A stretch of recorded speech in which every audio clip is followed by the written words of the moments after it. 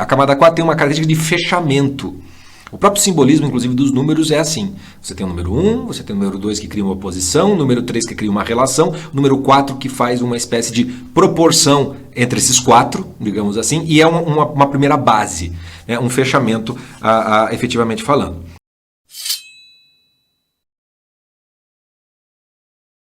Quando a gente está colocando essa coisa das camadas do bolo, eu já coloquei para vocês que a forma com a camada 1 e com a camada 12 já modifica um pouco esse quadro, né? Já coloquei, então é como se fosse o quadro externo aqui, o quadrado externo que eu estou colocando, é como se você estivesse vendo de cima, né, essas camadas propriamente ditas. E aí é meio que quando a gente vê o bolo sendo feito, essas camadas estão sendo colocadas dentro dessa forma. Então você começa a camada 1 essa experiência amorosa de Deus que deu o ser para você, e no final das contas a camada 12 é a que vai te abarcar por inteiro, né? A camada 12 então vai ser o último fechamento dessa personalidade, vamos dizer assim, que já tem um primeiro fechamento nessa camada 4. Há algo da 4 que tem a ver com a 12, porque ela é também um fechamento. 4, 8, 12. São as camadas de fechamento da personalidade em momentos diferentes da vida e com propósitos diferentes da vida. O trauma da emergência da razão, ele coloca um medo em você, ele coloca um sofrimento em você, ele coloca um negócio meio misterioso que... E agora, o que eu faço? Tem um negócio que você não sabe para onde ir. Então você fica com aquilo que te sobra, que é esse mundo da afetividade. Mas o que é esse mundo da afetividade? Qual é o propósito? O que você busca com essa coisa da afetividade? A afetividade nossa, se a gente for pensar em termos de querer pertencer, alguma coisa assim, etc e tal, ele é uma busca por uma espécie de felicidade. Se na camada 3 a gente quer pertencer àquele mundo, etc e tal, a ideia de pertencer traz a ideia consigo de uma felicidade, puxa, estou participando, é legal estar aqui, né? É estar em alguma coisa. Traz uma espécie de idade de imagem paradisíaca. A camada 4, quando ela encara esse lado paradisíaco pelo lado afetivo, é um sentir-se bem.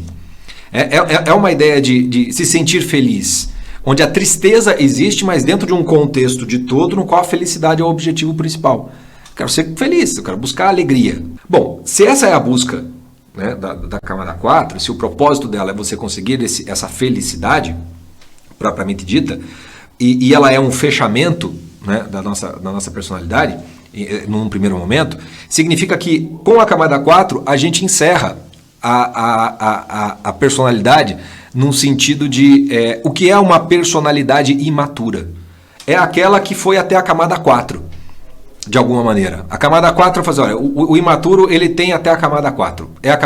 A criança vai até aqui, digamos assim. Né? O próprio adolescente já tem que voltar a conquistar certas coisas, mas até a camada 4 é a personalidade imatura. E o que significa ser uma personalidade imatura? Não é uma personalidade ruim. Simplesmente personalidade imatura é um momento da nossa vida que nós precisamos tê-la. Nós precisamos ser imaturos para poder ser maturo. Imaturidade não é um negócio do qual você foge como o diabo da cruz. Imaturidade é aonde você vai construir a sua maturidade, digamos assim. Senão a coisa não vai funcionar. A coisa não tem como funcionar verdadeiramente falando. Daí que vem a ideia de que é preciso tirar as pessoas dessa condição da imaturidade da camada 4. Ok, concordo plenamente, o ser humano não pode ficar apenas nisso, né? Ele não pode ficar nessa imaturidade de se conduzir na sua vida apenas pela questão afetiva, que é basicamente fugir da dor e buscar o prazer. Quando a gente vê a nossa sociedade em volta e você vê que as pessoas elas trabalham para poder ter o happy hour, para poder ter o feriado, para poder ter o fim de semana, para poder ter as férias, para poder ter a aposentadoria, é a marca de uma sociedade imatura, no qual as pessoas estão o quê? Elas estão pagando um preço para poder se sentir bem.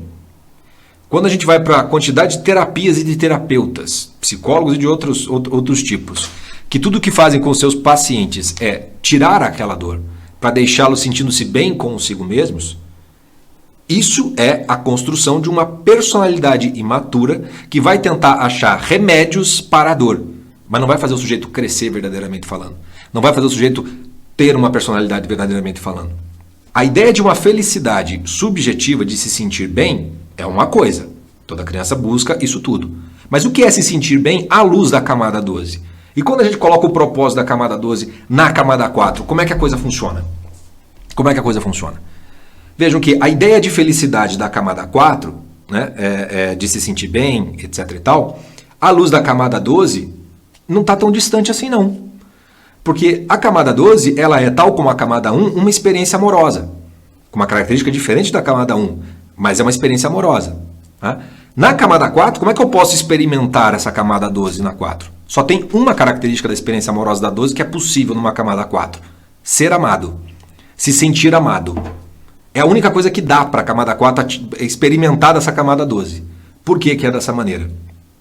Por que que é dessa maneira? Porque a camada 1, ela já é uma experiência amorosa de doação, de amor. Você está aqui por amor. A camada 4, então, está dado no teu ser, assim, esse sentir-se amado. Então, você vai falar, por que na camada 4 a gente tem essa coisa de sentir o amor? Porque vem na nossa forma, a gente foi feito assim, para ser amados, literalmente falando. Então, a camada 4 é onde o aspecto dessa experiência amorosa tem a ver com se sentir amado. Essa afetividade tem a ver, no fundo, com essa característica de ser amado.